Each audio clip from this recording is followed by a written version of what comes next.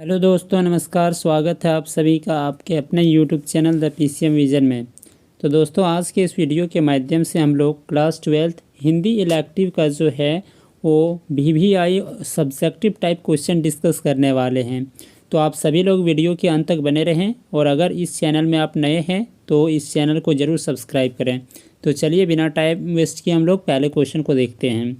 तो क्वेश्चन है, सूरदास अपनी आर्थिक हानि को गुप्त क्यों रखना चाहता था। ठीक है, तो इसका आंसर है सूरदास जो हैं वो सामाजिक प्रतिष्ठा के कारण अपनी आर्थिक नुकसान को जगधर से गुप्त रखना चाहते थे। किससे जी? तो जगधर से। ठीक है, याद रखिएगा। अब आप लोगों को पता है कि सूरदास क्या था। तो सूरदास जो था वो एक अंधा भिखारी था जो लोगों की दया और उसकी दयाशीलता पर पलता था, है ना। सूरदास कैसा आदमी था? तो एक भिखारी था, अंधा भिखारी था जो लोगों की दया और उसकी दयाशीलता पर पलता था। इसीलिए लोगों को उसके पास इतनी संपत्ति होने पर आश्चर्य की बात हो सकती है। अब किन्हीं लोगों को लगेगा ना कि ये तो खुद भीख मांग के खा रहा है, अब उनके पास यानी सूरदास के पास जो है वो अचानक इतनी संपत्ति कैसे आ गई। तो लोगों को जो है इससे शक हो सकता है ना। इसके पास इतना पैसा कहाँ से आया। वह खुद को समाज के सामने शर्मिंदा नहीं करना चाहता था। वह जानता था कि कोई भी उसकी गरीबी का मजाक उड़ाएगा अगर लोगों को पता चल गया कि उसके पास इतना पैसा था, है ना। तो सूरदास लोगों को क्या जवाब देगा कि उसके पास इतना पैसा कहाँ से आया। इसलिए वह चाहता था कि उसके नुकसान को गुप्त रखे। ठीक है, तो आपका जो है सूरदास अपनी आर्थिक हानि को गुप्त क्यों रखना चाहता था? क्योंकि वह खुद को समझता है कि वह एक जो है वो एक अंधा भिखारी है और ये जो सूरदास हैं वो दूसरों के दिए हुए पर पलते हैं और बढ़ते हैं। उनका पालन पोषण उन्हीं से होता है। अगर लोगों को पता चल गया कि सूरदास के पास इतने पैसे हैं तो लोगों को क्या जवाब देगा कि उनके पास उतना पैसा कहाँ से आया। ठीक है, तो ये पहला क्वेश्चन का आंसर आप इस तरह से लिख सकते हैं। दूसरा क्वेश्चन देखिए, महीप अपने विषय में बात पूछे जाने पर उसे टाल क्यों देता था। ठीक है, तो इसका आंसर देखते हैं हम लोग। महीप जान गया था कि रूप सिंह जो है, कौन? रूप सिंह रिश्ते में उसका चाचा है। ठीक है, और चाचा भतीजा का यहाँ पे मामला थोड़ा जमता नहीं है, याद रख लीजिए। ठीक है, तो रूप ने रास्ते में कई बार भूप सिंह और सेला के बारे में बात की थी। वह कुछ कुछ समझ गया था कि रूप सिंह कौन है। ठीक है, अब उनको जो है महीप को धीरे धीरे ये बात समझ में आ गया था कि रूप सिंह जो है वह कौन है। वह उसे अपने विषय में बताना नहीं चाहता था और ना ही अपने विषय में कोई बात करना चाहता था। इसीलिए जो है अब ये जो महीप था, ठीक है, वो रूप सिंह को ना कोई बात बताना चाहता था ना किसी चीज़ के बारे में उनसे बात करना चाहता था। इसलिए जब भी रूप सिंह जो है महीप से उसके विषय में कुछ पूछता था तो वह बात को टाल देता था। ठीक है, क्योंकि महीप को ये लगने लगा था कि इनका जो चाचा है, ठीक है, वो सही व्यक्ति नहीं है।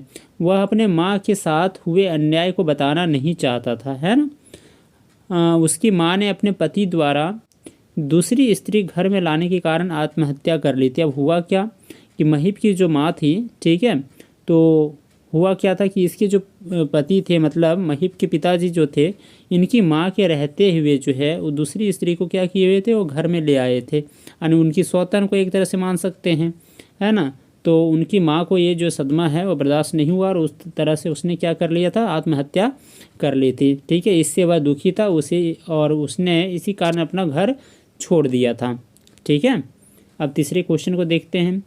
विश्वनाथ पर क्या अत्याचार हो गया। ठीक है, तो विश्वनाथ जो था अभी छोटे थे, माँ के दूध का सेवन ही कर रहे थे कि उनके भाई का जन्म हो गया, है ना। अब विश्वनाथ जो है ऐसा होता है, अधिकतर देखने को मिलता है कि एज गेपिंग जो है वो रहता नहीं है।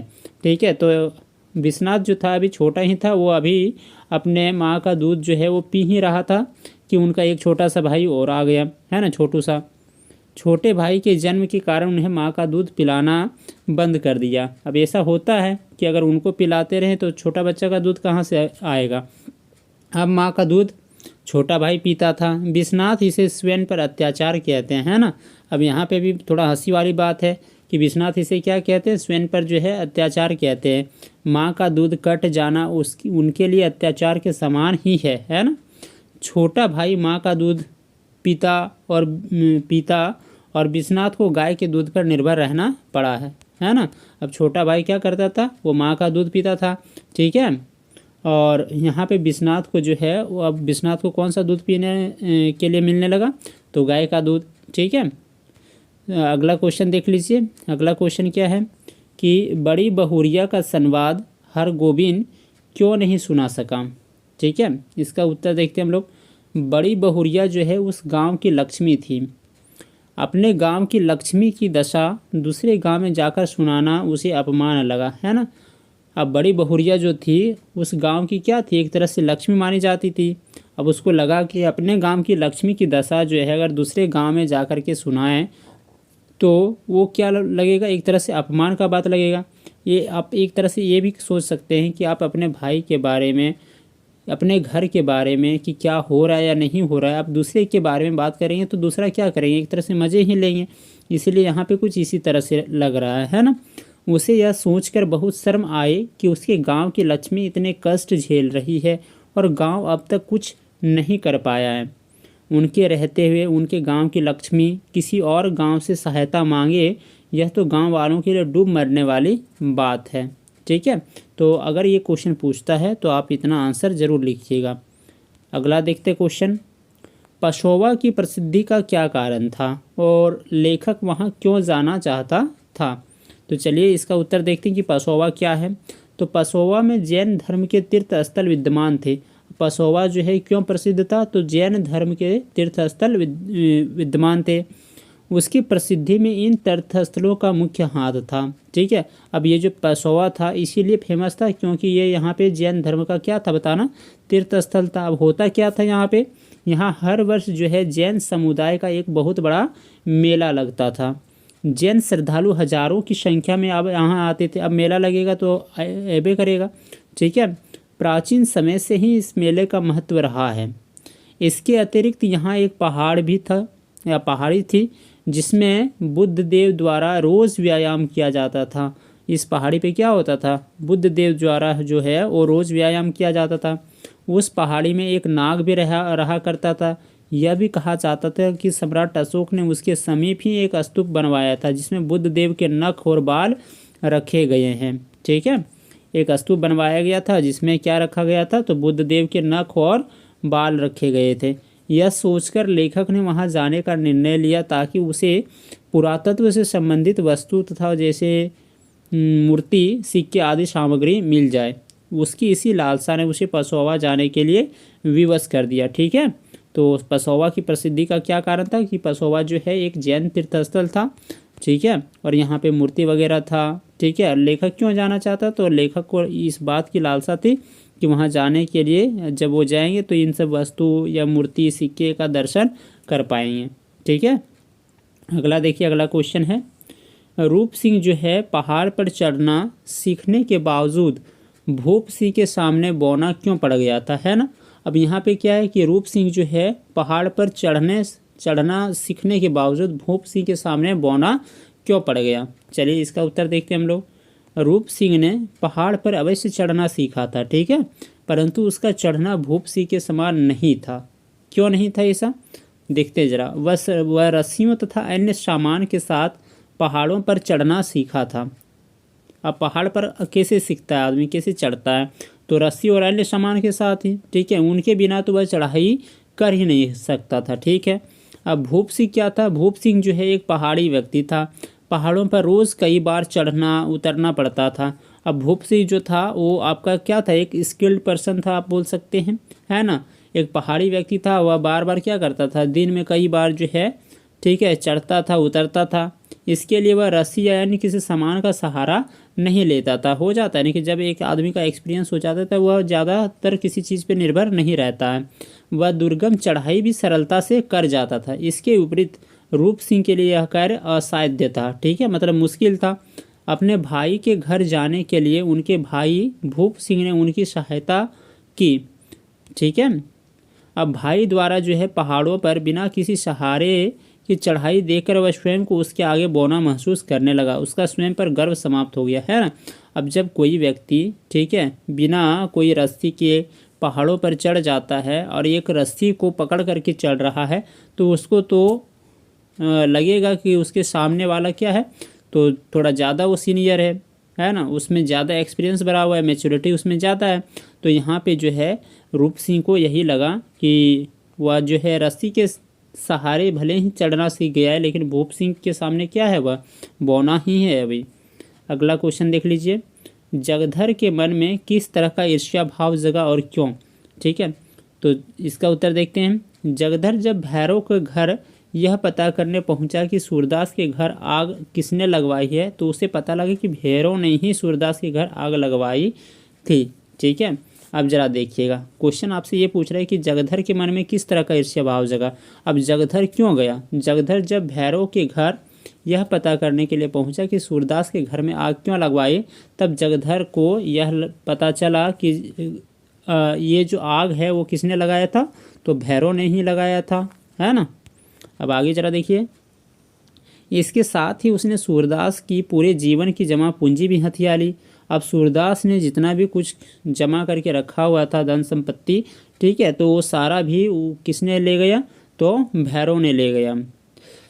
यह राशि 500 रुपये से अधिक थी, और कितना था, 500 रुपये से अधिक। जगधर को भैरव के पास इतना रुपये देखकर अच्छा नहीं लगा। वह जानता था कि यह इतना रुपये है जिससे भैरव की ज़िंदगी की सारी कठिनाई पल भर में दूर हो सकती थी, और वो जो उस टाइम जो 500 रुपये था वही बहुत होता था। भैरव की चांदी होते देख उससे रहा ना गया। ठीक है, वह मन ही मन भैरव से ईर्ष्या करने लगा। अब जैसे जगधर को यह पता लगा कि इसके पास, भैरव के पास जो है इतना अधिक पैसा आ गया है, तो अब उसके मन में क्या होने लगा, अचानक से ईर्ष्या होने लगी। लालच उसके मन में सांप की भांति फन फैलाए खड़ा हो गया है। भैरव के इतने रुपये लेकर आराम से ज़िंदगी जीने के ख्याल से वह तड़प उठता है। कौन तड़प उठता है, तो आपका जगधर भी। भैरव की खुशी के लिए उसके लिए दुख का कारण बन गई थी। अब भैरव की जो खुशी थी उसी के लिए क्या बन गया था, दुख का कारण। किसके लिए, तो जगधर के लिए। ठीक है, अब एक लास्ट क्वेश्चन देख लीजिए, दूसरा देवदास कहानी के शीर्षक की सार्थकता स्पष्ट करें। तो इसका उत्तर देखते हैं। इस कहानी के पात्र संभव अपने प्रेमिका पारो से मिलने के लिए बहुत व्याकुल रहता है, जिस तरह शरतचंद्र के नाटक में देवदास में अपनी पारो से मिलने के लिए व्याकुल रहता है। ठीक है, तो दूसरा देवदास में देखिएगा, यहाँ पे एक पात्र कौन है, संभव, वो किससे मिलने के लिए आतुर रहता है, तो पारो से। ठीक है, इसी तरह से शरतचंद्र का एक नाटक है, कौन सा, तो देवदास जो है, तो देवदास भी अपने पारो से मिलने के लिए आतुर रहता है। अतः इस कहानी को शीर्षक का दूसरा देवदास कहा गया है ना। पारो के एकमात्र दर्शन से संभव उसके प्रेम में डूब जाता है। कौन डूब जाता है, संभव, है ना। हो सकता है आप लोग भी किसी के प्रेम में डूबे होंगे। अगला देखिए, संभव ने उस गुलाबी साड़ी वाली लड़की के बारे में जानने के लिए उसे मनसा देवी मंदिर में खोजा। कहाँ पे खोजा, मनसा देवी मंदिर में। संभव के भीतर पारो की छवि छप चुकी थी, है ना। उसे पाने के लिए उसने मनसा देवी के मंदिर में मन्नत का धागा बांधा। ऐसा अधिकतर लोग करते हैं, है ना, कि किसी को अगर पाना हो तो हम लोग धागा वगैरह बांधने का रीति रिवाज रखते हैं। अब पारो भी मन ही मन क्या करती थी बताना, संभव को पसंद करने लगी थी, है ना। उसके मन में भी लड्डू फूटने लगा था।